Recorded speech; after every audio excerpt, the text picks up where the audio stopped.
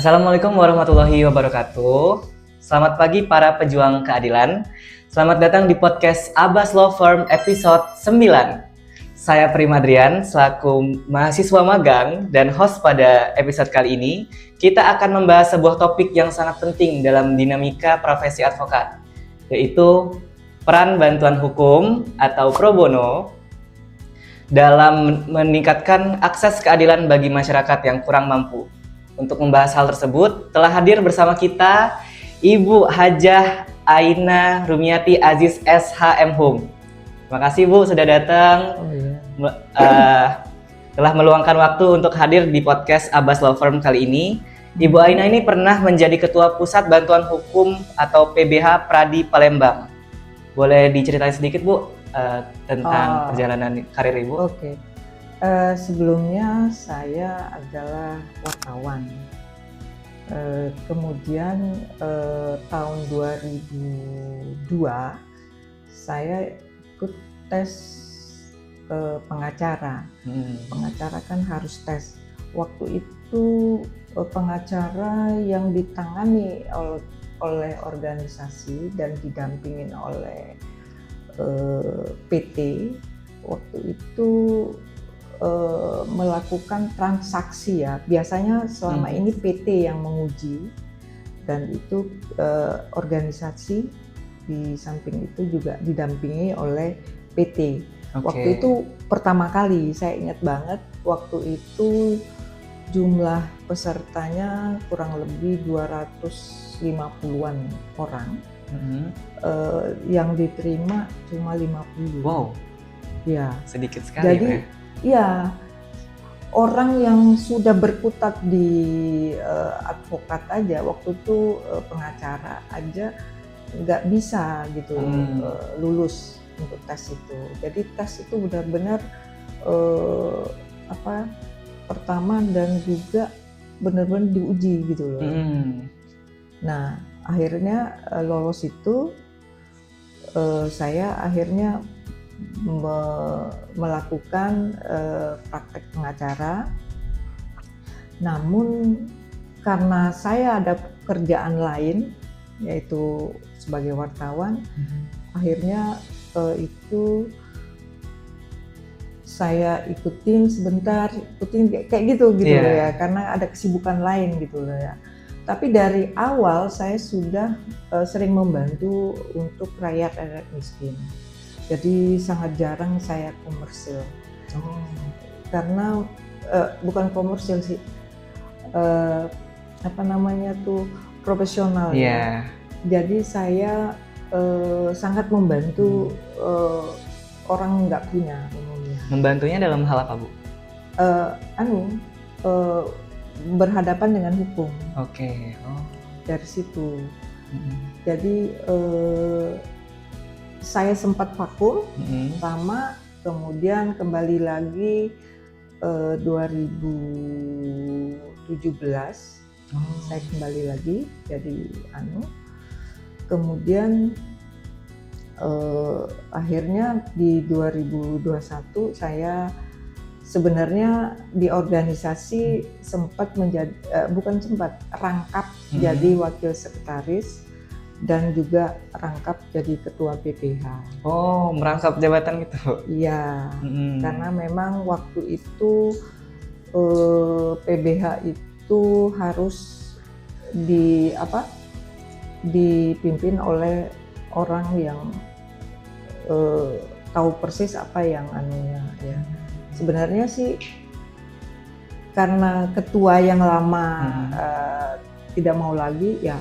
Saya yang jadi, tadinya nolak tapi ya udahlah saya bimbing jadi itu. Itu dipilih berdasarkan apa Bu? Voting kah? Enggak, sebenarnya karena ketua lama tidak bersedia lagi, ya itu udah ditunjuk aja. Ditunjuk. Ya. Ditunjuk oleh siapa Bu? Ketua Pradi waktu itu Nurmala gitu.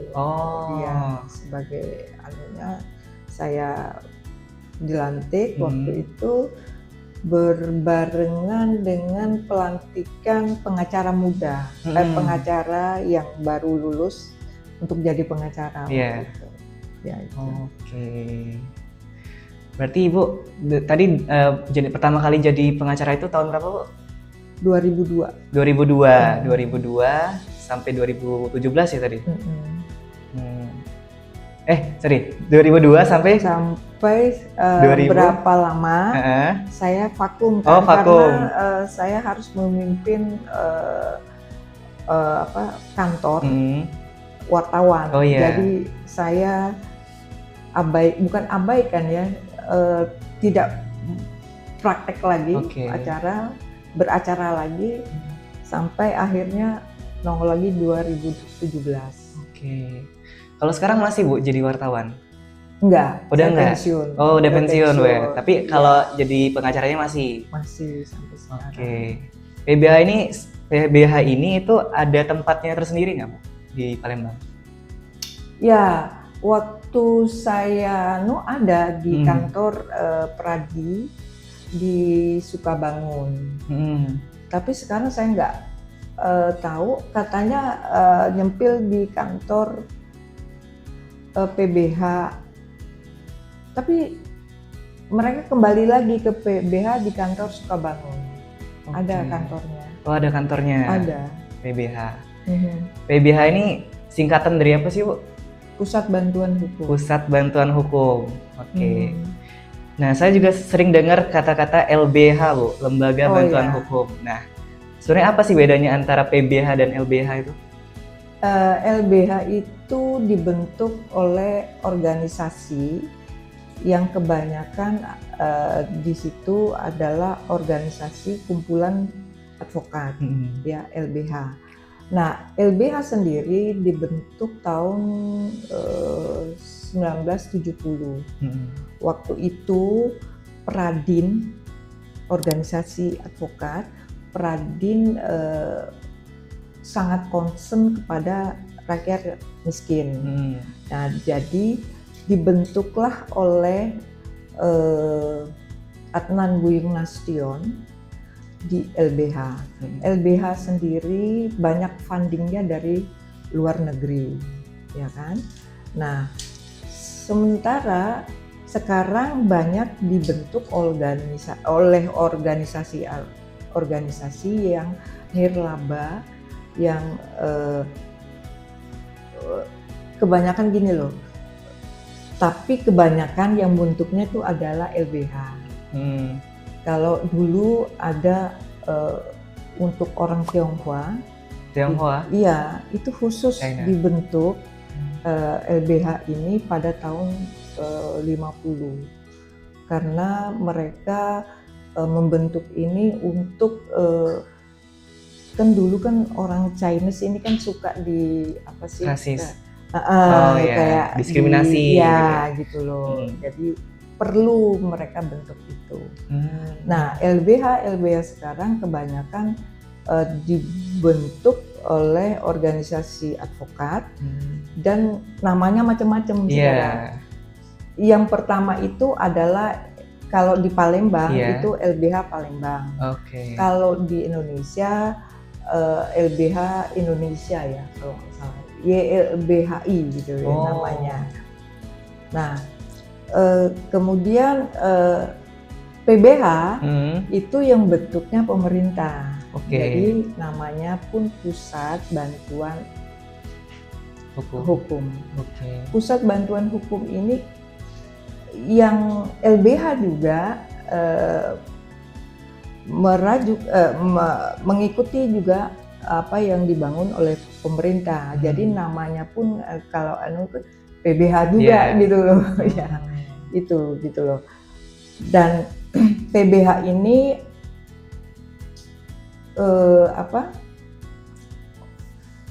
banyak bantuan disupport oleh pemerintah. Didanai gitu? Didanai.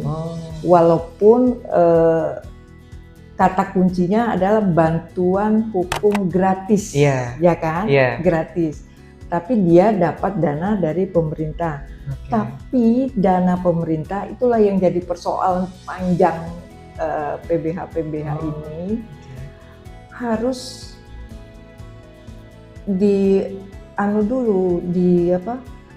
diperiksa secara administrasi dan sebagainya, itu diverifikasi dulu oleh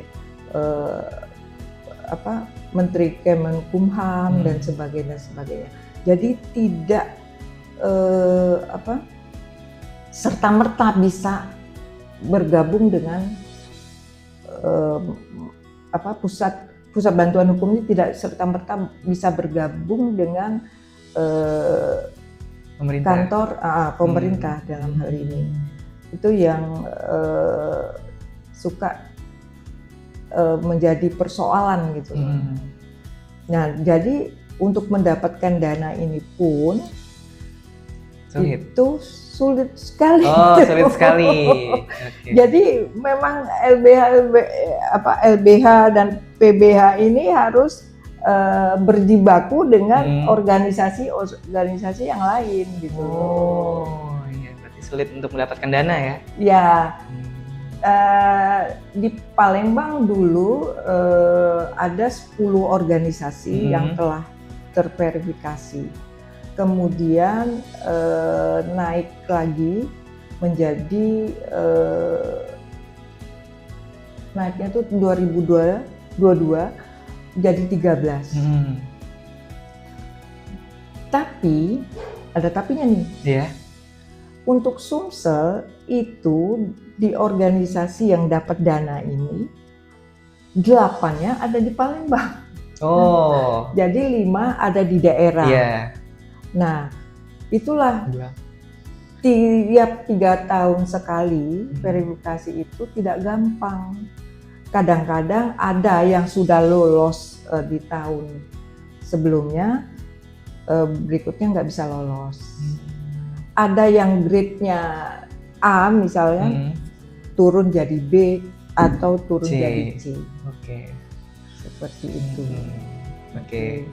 Berarti yang bisa disimpulin tadi PBH dan LBH itu sama-sama menawarkan bantuan hukum gratis. Tapi kalau pusat bantuan hukum itu dari pemerintah, dibuat oleh pemerintah, sedangkan kalau LBH itu dibuat oleh organisasi. Gitu kan. Oke. Terus siapa saja sih Bu yang berhak mendapatkan bantuan hukum gratis ini? Nah, kalau menurut Undang-Undang Bantuan Hukum nomor 2011 nomor 16 itu benar-benar orang yang kategorinya orang miskin yang tidak bisa mencukupi sandang pangan. Makan dan sebagainya, itu yang dikategorikan ini dapat ini. Tapi persoalannya kita susah cari orang-orang kayak gitu. Susah sekali sekarang ini. Paling berapa kasus lah yang pas kita temuin ada gitu kan ya. Tapi jarang sekali. Persoalan jangan-jangan mereka yang miskin itu nggak punya persoalan hukum misalnya justru yang menengah ke bawah ini banyak persoalan hukum gitu loh. Nah, itulah sekarang syarat yang satunya lagi yaitu mereka harus menunjukkan SKM surat keterangan miskin dari kelurahan. Dari kelurahan. Itu penunjukan. Nah, itu bisa dibuat-buat kan, bisa dipalsukan. Disetting lah ya. Ya, disetting dan sebagainya. Itu jadi akhirnya itu tadi tidak terpakai lagi. Istilah harus miskin banget tadi gitu loh. Syarat-syaratnya itu gitu loh. Mungkin nggak sih Bu kalau misalnya orang yang masyarakat kita yang menengah ke bawah nih, yang miskin banget ini, itu bukan karena dia nggak punya permasalahan hukum, tapi dia nggak tahu aja gimana cara ngeakses PBH atau LBH ini gitu. Mereka nggak tahu informasinya gitu, mereka nggak tahu mau kemana. Nggak, sekarang ini pemerintah Prabowo udah mempersiapkan Posbakum ya, Oke. Pusat Bantuan Hukum di desa-desa dan di kelurahan serta di pengadilan. Oh. Itu dibentuk dengan paralegal. Paralegal ini tujuannya adalah menjembatani antara masyarakat desa dengan lawyer. Karena paralegal nggak bisa beracara, iya. karena sesuai dengan Undang-Undang Pengacara, Undang-Undang nomor 18 ya, tahun 2003 itu syarat anunya jadi pengacara ini kan harus sarjana hukum itu dulu ya, iya, kan. Nah, paralegal ini bisa siapa aja gitu. Nggak harus sarjana hukum? Enggak, tapi sebaiknya memang mahasiswa hukum. Ya, yang di desanya ada. Nah, kenapa ini nggak bisa mereka? Karena kan persyaratan di Undang-Undang Advokat itu jelas, ya kan. Kemudian harus melalui tes. Nah, paralegal ini juga dibimbing sebelum jadi paralegal. Mereka harus ibaratnya itu dilatih dan sebagainya gitu loh. Harus ngikutin prosedural yang benar gitu loh. Jadi mereka setidak-tidaknya agak paham lah dikit gitu loh. Jadi jangan blank-blank amat gitu loh. Jadi tadi Posbakum ini untuk konsultasi hukum gitu ya, Bu? Iya. Kepada paralegal. Enggak, para advokat gitu loh kan. Nanti kan paralegal itu kan Posbakum, paralegalnya nanti membawa itu ke, misalnya nih masyarakat nih, ada persoalan hukum. Nah, nanti dia cerita ke paralegal ini kalau di desa. Nah, dari desa nanti menghubungi lawyer-lawyer yang ada di kota atau di kabupaten. Jadi penghubung. Iya, penghubung. Berarti lawyernya juga dari ini tadi ya, PBH atau LBH tadi? Ya, bisa. Tapi itu sebenarnya bantuan hukum cuma-cuma ini bukan LBH dan PBH aja. Advokat yang profesional, yang top markotop, yang mengejar profit ya? Ya, itu wajib hukumnya. Wajib pro bono? Iya, wajib hukumnya. Sekian persen dari itu dia harus sisihkan dananya loh ya, dananya untuk pro bono. Nah, sekarang ini banyak sekali kendala-kendalanya, yaitu LBH itu kan tidak bergaji ya. Nah, itu dia. Kecuali ada funding. Ya kan?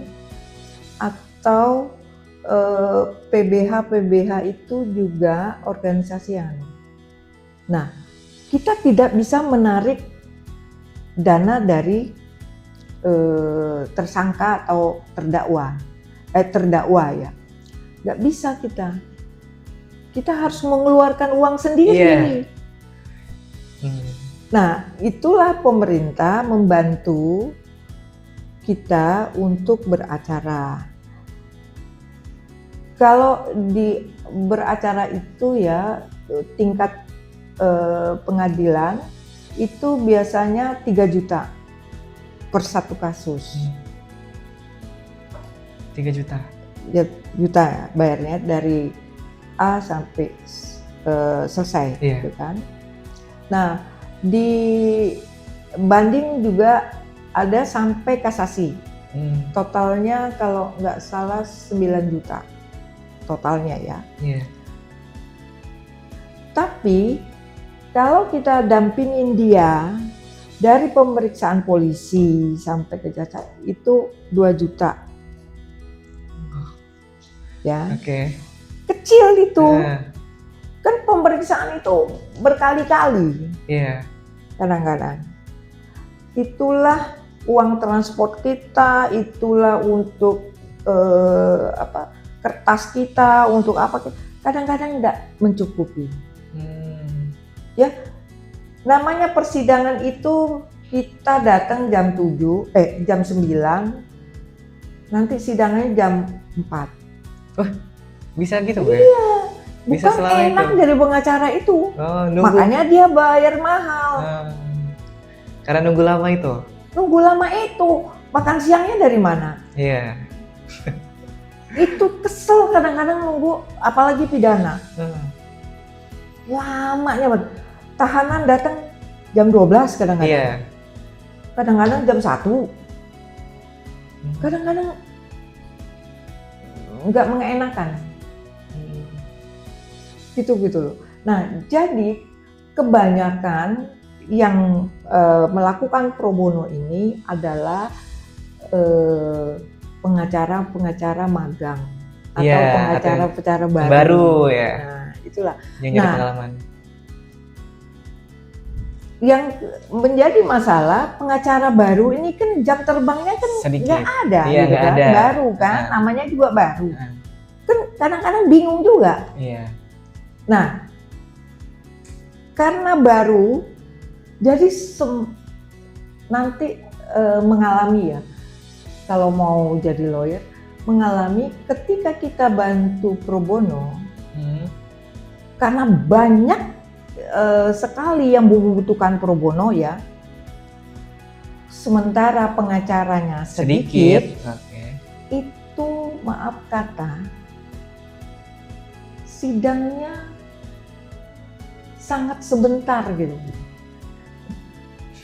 Nanya, masalahnya apa gitu, selesai gitu. Saksi mana? Kan baca dulu dakwaan kan, dakwaan baca, saksinya udah ada belum? Hakimnya ada Pak, tanyain, ada saksi lain nggak? Misalnya 2 ada ya saksi, ada saksi lain nggak? Enggak Pak, ya udah kita tuntutan, udah siap? Belum Pak, minggu depan. Jadi kurang lebih 4 kali sidang udah putusan. Yang seharusnya berapa Bu? Berapa kali? Ya tergantung. Kalau kita misalkan ya baca dakwaan dulu, misalnya saksinya belum ada minggu depan. Nah saksinya itu kan kalau ada pengacara profesional dia menawarkan saksi cat ya, maksudnya saksi meringankan. Nanti saksi itu yang ada di BAP semuanya diminta dihadirkan, dan itu lama. Dan itu kalau pengacara profesional, mereka kan sidangnya lama. Iya. Lama banget gitu kan. Kadang-kadang bisa 6 bulan gitu loh. Jadi itu yang terjadi gitu. Jadi kesannya pro bono itu nggak maksimal. Iya, nggak maksimal, cuma seadanya aja. Iya, seadanya aja. Karena lawyernya misalnya pribadi pun dia ditunjuk, misalnya lagi sidang dia nunggu. Nah, kasus terdakwa ini adalah pembunuhan. Waktu itu ditanya hakim, kau didamping lawyer? Nggak ada Pak, misalkan. Nah, ada lawyer di situ misalkan. Dia kan lawyer profesional. Dia tidak bisa menolak. Hakim bilang, aku tunjuk ini ya, ngedampingin dirimu. Oh bisa ya? Bisa. Oh. Bisa dia minta tunjuk itu, dampingin dia. Kalau tidak ada bantuan hukum sama sekali dia. Biasanya kalau di pengadilan itu ada LBH yang posbakum. Di situ ada nangkring lawyer-lawyer lain yang di LBH maupun di posbakum.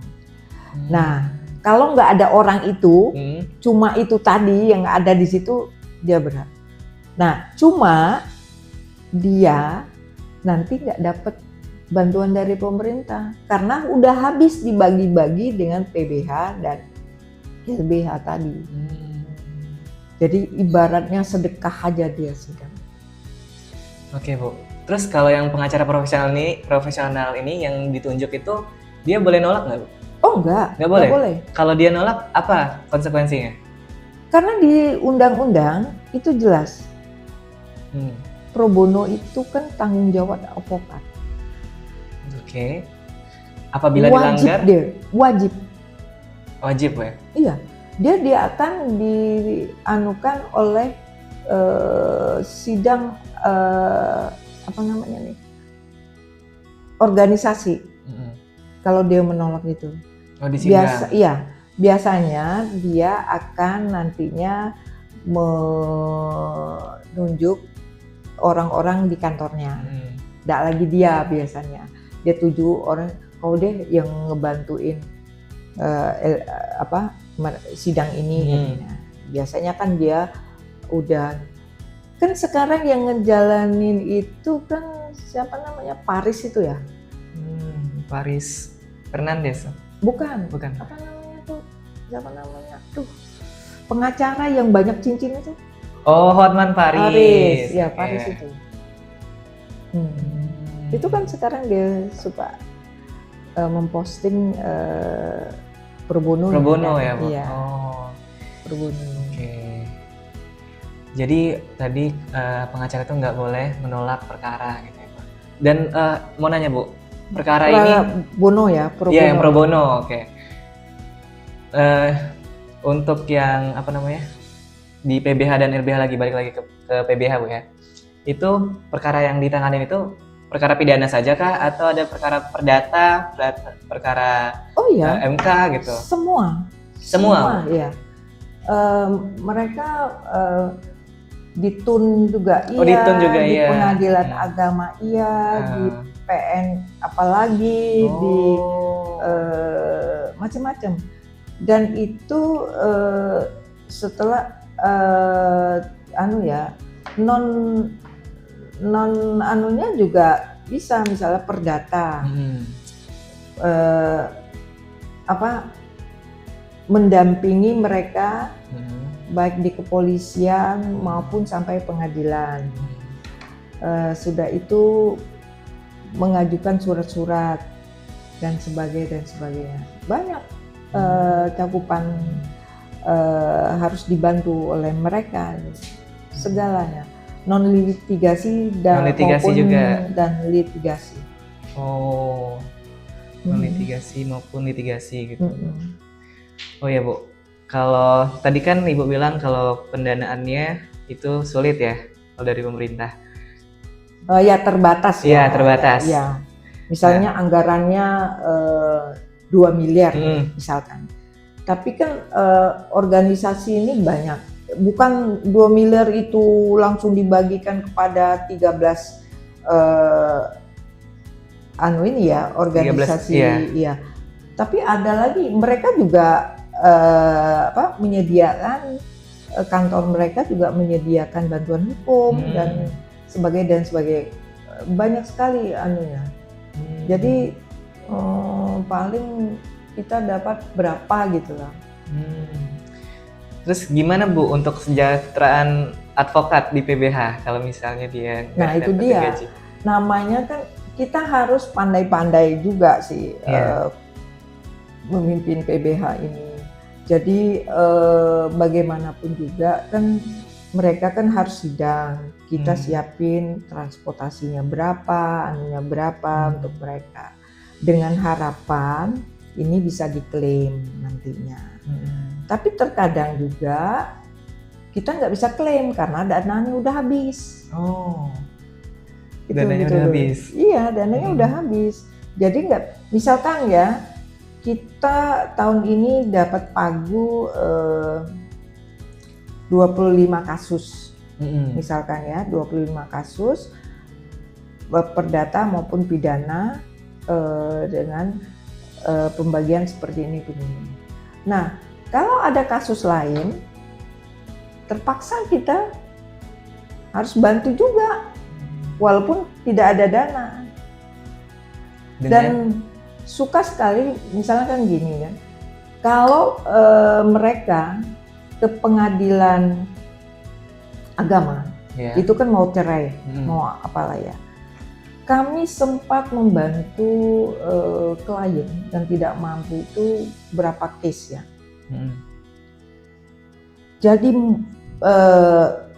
gugatannya kita bantu, pembuatannya kita bantu, terus membayarnya pun kita bantu bayar. Di tengah jalan dia balik lagi dengan suaminya. Oh, rujuk. Itu udah sidang, udah kemana? Jadi itu ambiar gitu kan? Iya. Dana kita nggak bisa kembali, nggak bisa kita komplain gitu kan? Hangus lah gitu. Ada ya kasus iya, gitu? Ada, itu dapat berapa kasus lah kami gitu, 2 kalau nggak salah. Oke. Jadi, waduh, jadi dana kita habis gitu. Yang namanya perdata ya itu namanya kan, di pengadilan agama itu tergantung jauhnya, tergantung anunya ya, untuk saksi-saksi yang dipanggil dan sebagainya itu. Kasus perdata kan mahal. Kan tidak ada yang namanya diskon apa-apa untuk orang miskin, nggak ada, sama aja. Oke. Gitu loh. Nah itu kita, aduh, jadi pakai dana yang kita ada aja terpaksa. Kita kan udah bantuin dia, tiba-tiba dia rujuk lagi. berhenti, iya. Ya kita bilang nggak bisa lagi. Ya udah, boleh buat. Gitu. Oke. Berarti tadi dana masuknya itu sulit, lebih banyak malah dana keluar, Bu ya? Ya hitungannya ya kalau nggak bisa. Di samping itu juga kita harus melakukan penyuluhan, penyuluhan kepada masyarakat yang tidak mampu dan sebagainya. Itu dananya ada, kemudian tapi kan kita melakukan segala sesuatu itu dana kita dulu. Iya. Baru pokoknya ribet gitu loh. Nanti pas kita klaim ternyata ini nggak memenuhi syarat. Kemenkum nggak mau terima. Lah rugi lagi, kita ganti lagi. Gitu loh ya. Jadi betul-betul benar-benar loh. Administrasi kita harus baik, kemudian anunya juga harus jelas gitu loh. Dan sebagainya. Gitu. Dananya enak banyak, enak pula banyak. Ternyata dananya sedikit. Apalagi kan waktu itu sempat COVID. Nah, dana itu sempat di breakdown awal lagi, lagi. Sempat. Kita kebetulan di samping dapat dana dari Kemenkumham, dapat juga dana dari Pemkot. Pemkot kan ada juga dana untuk bantuan itu. Dan juga ada beberapa daerah di Provinsi Sumsel ini yang pemerintah daerahnya menyiapkan bantuan untuk rakyat miskin. Oke. Jadi untuk pengacara yang baru terjun di dunia pengacara dan masuk ke PBH itu berarti sangat Bu ya? Sangat struggle, Bu ya. Sangat sulit sekali ya perjuangannya gitu. Perlu nggak sih, Bu, untuk nyari kerjaan sampingan selain daripada jadi pengacara untuk baru pertama kali gitu? Misalnya ngojek atau sebenarnya gini loh, kalau kita niatan sudah mau jadi pengacara, kita kan mempersiapkan diri untuk menjadi pengacara profesional. Iya. Nah, bantuan untuk untuk kita untuk belajar yang benar-benar untuk pro bono ini adalah di LBH. Karena saya dulu kan suka nangkring di LBH tuh. Mm-mm. LBH itu menggali, menyiapkan data dan sebagainya itu banyak sekali. Fight sekali mereka itu. Jadi mereka orang-orang yang idealis ya, LBH itu idealis yang sangat-sangat terdidik untuk itu. Nggak langsung profesional, enggak. Mereka dulu dari bawah dulu bener-bener gitu. Itu yang Dan apakah itu tahap yang harus dilaluin oleh semua pengacara, Bu? Jadi harus pro bono dulu ya? Iya, harus. Karena kalau tidak melalui pro bono, kita tidak bisa mencapai profesional itu. Harus pro bono dulu. Harus pro bono dulu. Iya. Karena persoalan mereka itu macam-macam. Judol. Apalagi istilah pinjol. Itu ada pemerkosaan. Iya. Berbuat menghina pemerintah. Dan sebagainya. Jadi betul-betul dari pro bono kita banyak belajar. Dan itu membuat kita kuat. Kita haus, lapar, ada semua di situ. Nah, kadang-kadang kalau misalkan ya ini baru pengacara level baru ya, udah mau punya bini, itu ketegangannya luar biasa. Sementara istri nuntut ada masukan untuk dapur, sementara idealisme kita untuk membantu orang miskin. Itu bentroknya pasti. Kadang-kadang dari pagi kita pergi sampai malam, atau mendampingi klien dari kan suka pemeriksaan itu dini hari.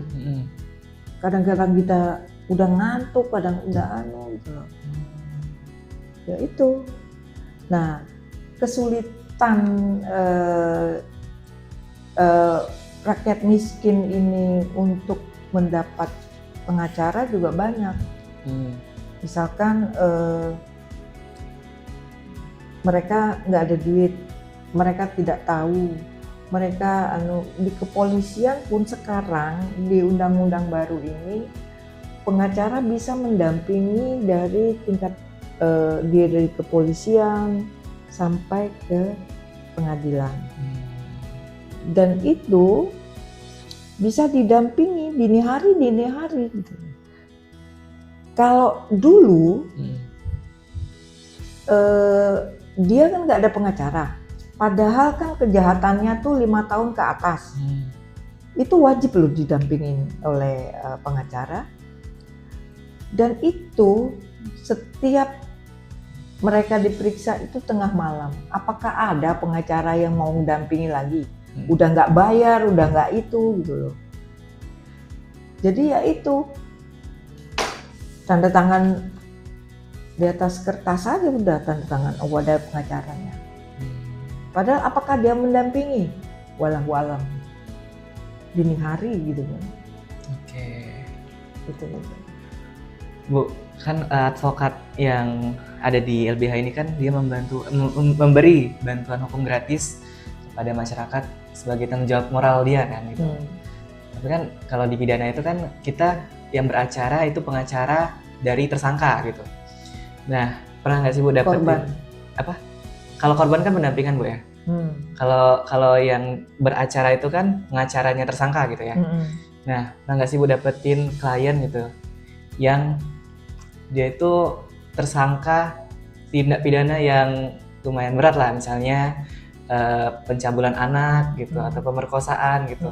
Nah, gimana cara meresponsnya? Padahal ini kan tujuan dari LBH ini kan dia membantu masyarakat, dia ya kan membantu masyarakat yang kira-kira benar lah gitu. Ya itu saya alami. Ibu alami Jadi ya? gini, saya membantu karena ditunjuk ya, membantu terdakwa pemerkosaan terhadap anak kecil, ya kan? Perasaan saya bergolak loh, saya nggak mau sebetulnya ya. Tapi kan ini kewajiban saya, jadi saya anuin. Tapi tahu nggak, saya merasa berdosa juga. Saya di anunya itu, di pledoinya itu, sangat memberatkan terdakwa. Karena saya benar-benar anak kecil dikasihnya permen ditidurinya. Bayangin, anak masih kecil. Itu yang nidurinnya pamannya pula. Oh iya berarti ya. Iya. Pamannya masih remaja, bukan remaja sih. Ya umur 20-an lah. Gitu. Anak kecilnya umur berapa? 7 tahun. 7 tahun. Nah, bayangin. Dikasih obat tidur. Enggak. Diajaknya main-main. Sudah itu apalah gitu oleh dia. Makanya aku bilang, dulu sebelum saya jadi lawyer, saya pernah nulis tentang anak kecil. Dia itu membantu di rumah Satpam Pertamina, ya BUMN lah yang besar ya. Di situ dia kerja di situ. Tahu nggak? Oleh ketika istrinya pergi, Satpam ini mainin anak kecil ini. Aku pikir dia cuma diobok-obok aja. Enggak. Diobok-obok. Ya dimain apa ya itu ya. Tapi itu enggak. Aku menanyakannya itu detail banget. Kamu diapain apa? Pakai minyak. Pakai itu. Pokoknya sadis lah gitu. Akhirnya saya bilang, bajingan banget nih. Marah saya kan? Iya. Sebagai perempuan saya kalau di apa-apaan itu sangat marah gitu. Saya tulis itu sangat sadis gitu. Dan anak itu mengalami trauma. Nah, traumanya itulah akhirnya diajak keluarganya di pesantren, dididik di situ. Susah sih nyembuhin trauma itu gitu loh. Sulit Bu ya? Iya. Apalagi anak-anak itu kan, nanti kan trauma itu kan akan menghantui dia lagi. Iya. Sampai dia besar. Sampai dewasa. Iya. Itu yang sangat-sangat di samping itu dia juga merusak moral anak itu gitu. Satpam ini benar-benar sadis menurut saya. Sadis Bu ya? Iya. Sadis sekali gitu. Ya itu. Ibu tahu kasusnya PDD nggak Bu di luar negeri gitu? Nggak tahu ya Bu ya? Yang baby oil. Oh, baby oil. Iya, baby oil. Itu juga terkenal tuh. Kalau di luar negeri gitu ada nggak sih Bu kayak BBH gitu atau BBH? Ada sih. Ada juga Bu ya? Ada. Setiap negara itu punya bantuan hukumnya. Bantuan hukum itu kayak di Jepang juga ada dan di Amerika ada itu. Mereka itu benar-benar membantu itu lillahi ta'ala kalau kita ya. Bantunya benar-benar. Kan bantuan hukum untuk rakyat miskin itu kan zamannya Aristoteles kan sudah dimulai. Iya. Dan di Roma juga banyak juga gitu. Ada di setiap negara ada bantuan hukum itu. Tapi namanya bukan pusat bantuan. Bukan Indonesia tapi itu. ya Itu gitu. Oke, balik lagi tadi. Kalau kalau perkara apa lagi Bu ya? Perdata tadi ada, kalau TUN juga ada tadi Bu ya? Iya. Perkara TUN juga nanganin. Kalau MK Bu, misalnya ngajuin judicial review gitu, pernah nggak? Misalnya masyarakat adat gitu. Ya, Nggak bisa ada. sih, bisa ada anunya untuk masyarakat adat dan sebagainya. Kadang-kadang ditanya di laporan tuh ini ada nggak untuk masyarakat adat. Kadang-kadang nggak gitu kan, kita nggak nanganin gitu sampai ke zaman saya tidak ada. Biasanya tuh LBH biasanya ada. LBH Palembang. Oke. Bu, butuh waktu berapa lama atau berapa tahun untuk seorang pengacara di LBH ini sampai akhirnya bisa jadi pengacara profesional gitu? Ada nggak waktunya? Enggak, sebenarnya bantuan pro bono ini sampai melekat terus sampai dia profesional. Iya, tapi maksud saya di LBH ini, misalnya saya ini baru jadi pengacara gitu kan di umur 25. Terjun ke LBH ya. Nah, terus kerja di sana. Nah, itu kira-kira di umur berapa atau berapa lama saya di situ sampai pada akhirnya saya tuh kerja jadi advokat di kantor hukum profesional gitu atau buka kantor hukum sendiri. Tergantung dirimu misalkan ya, tergantung dirimu. Kalau misalnya kau mau belajar, aktif di mana-mana gitu ya, di organisasinya, dan juga menerapkan hukum-hukum ini dan sangat pinter gitu, cepet kok. Cepet? Iya, cepet. Setahun bisa Bu? Bisa, tergantung kaunya. Misalkan ya kau belum ikuti persidangan. Misalnya kau sudah ngetem misalkan di Abas ya. Lawyernya paten ya. Nah, kau belajar dari situ di pengadilan aja, nangkring di situ. Kalau bisa belajar ini, misalnya kasus korupsi itu cara nanya, cara ngebantah itu perlu gitu. Oke. Nah, disitulah kita belajar itu, di samping juga ilmu yang kita dapat dari ngobrol-ngobrol dengan senior-senior kita. Mereka itu juga dari bawah umumnya dulu, nggak langsung ucuk-ucuk terkenal, enggak. Dari bawah dulu mengalami hal-hal yang jatuh bangunnya itu gitu. Apalagi kan sekarang lawyer itu tidak lagi, misalnya kita tanda tangan kuasa, ada orang itu kan bisa 300 juta misalkan tanda tangan. Itulah untuk menghadap sana, menghadap sini, persidangan, segala macam. Tapi kalau kita yang baru ini, 1 juta pun kita embar gitu loh. 1 juta? Iya, misalkan ya. 500.000 pun diambil. Iya, karena kita mau belajar gitu loh kan.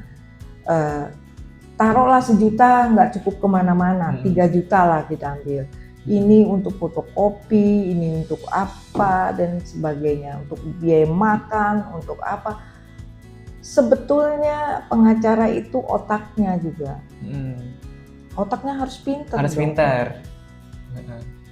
Di Amerika itu pengacara itu S2 ya, orang hebat-hebat. Iya, tahu. Banyak yang jadi presiden. Itu beda dengan kita. Jadi pengacara. Orang tidak dapat pekerjaan lain gitu. Itu. Jadi bukan berdasarkan nuraninya dari awal, dari mahasiswa, aku mau jadi lawyer. Karena nggak dapat pekerjaan lain, ini kan S-han, ikut kursus, ikut lagi kan tes nanti kan jadilah lawyer. Jadi bukan dari hatinya sungguh-sungguh. Iya Bu, itu juga yang saya itu sih perhatiin sih dari lingkungan Iya. saya juga gitu. Karena pengacara ini tuh apa ya? Selalu jadiin opsi terakhir ya. Betul. Kalau ada jaksa, dia milih Iya. jaksa dulu. Kalau Iya. gagal baru nanti jadi Iya. pengacara gitu. Bukan dari awal dia pengen jadi pengacara gitu ya. Kalau di Amerika tahapannya itu jelas, jaksa, hakim, dan lawyer itu udah bagus. Dan dia harus melalui itu. Dan kita masuk law firm pun bukan ecek-ecek gitu. Pengacara itu top loh. Iya. Dan pinter, smart orangnya. Harus cerdas ya. Iya, itu dia. Jadi balik lagi kalau untuk menjadi pengacara profesional itu harus belajar, Iya, ya kan? harus banyak belajar. Harus banyak-banyak belajar, perbanyak ilmu, baca buku, iya. gitu-gitu Bu ya. Tentu, karena bagaimanapun, dan satu hal lagi diseriusin. Serius? Oke. Diseriusin ya, karena kita nggak bisa nyambi. Kadang-kadang ya itu tadi, lawyer itu tidak mengenal waktu, pagi sampai malam kadang-kadang. Kadang-kadang juga mau tidur, klien nelpon. Tidak kita ladani, ini duit, ya kan, sumber duit kita. Iya. Karena kita tidak digaji oleh pemerintah. Kitalah yang mengatur keuangan kita. Makanya kita nggak ada gaji. Kita itu rezeki harimau. Harimau apa itu? Kasus bayar gede, ya itulah. Nanti belum tentu kasus yang kedua dapat lagi. Iya. Bisa pro bono. Iya, oh gitu. Gitu. Rezeki harimau. Kalau dapat gede, kalau tapi yakinlah bahwa kehidupan kita untuk menjadi lawyer, kalau kita seriusin, bisa kok orang hidup dari pengacara. Saya tertarik Bu buat jadi pengacara. Iya, banyak pengacara top ini berawal dari LBH, dari membantu kasus-kasus pro bono. Pokoknya rajin-rajin aja, pelajarin. Memang kita tidak hafal sih yang namanya pasal-pasal, tapi setidaknya kita mengerti ya, bukan menghafal. Iya. Mungkin karena durasinya juga udah cukup. Terima kasih Ibu atas waktunya, diskusinya. Sangat senang bisa ngobrol sama Ibu. Jadi dari sini kita bisa narik kesimpulan bahwa ada yang namanya PBH. PBH ini memberikan bantuan hukum gratis kepada masyarakat yang kurang mampu, yang tentu itu disertai dengan KSM ya, surat keterangan miskin. SKM, surat keterangan miskin. Oke, terima kasih Bu. Saya Prima Adrian, pamit undur diri. Keadilan untuk kita bersama.